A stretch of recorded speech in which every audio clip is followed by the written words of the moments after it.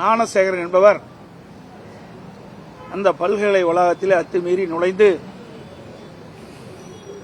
அந்த பல்கலைக்கழகத்திலே படிக்கின்ற மாணவனும் மாணவியும் பேசிக் கொண்டிருந்த பொழுது அந்த மாணவனை அடித்து உதைத்து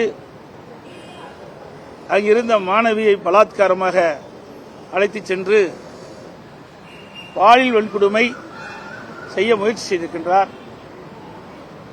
அதோடு பாலியல் வன்கொடுமை செய்கின்ற அந்த செயல்பாட்டினை அவருடைய செல்போனிலே படம் பிடித்ததாகவும் அந்த மாணவி தெரிவித்திருக்கின்றார்.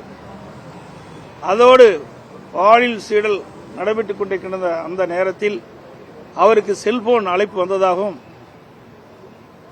அவர் ஒருவிடம்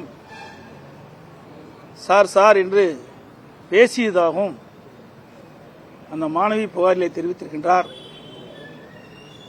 அந்த சார் யார் என்பது இதுவரை வெளிப்படுத்தவில்லை.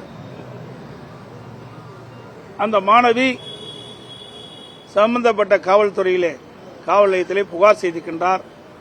அந்த புகார் எல்லாம் இது தெரிவிக்கப்பட்டிருக்கின்றது. ஆனால் காவல் உயர் அதிகாரி அவர்கள்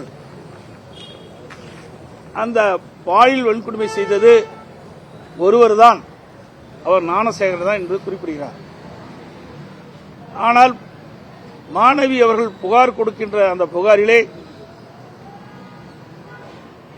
அந்த ஞானசேகரன் அவர்கள்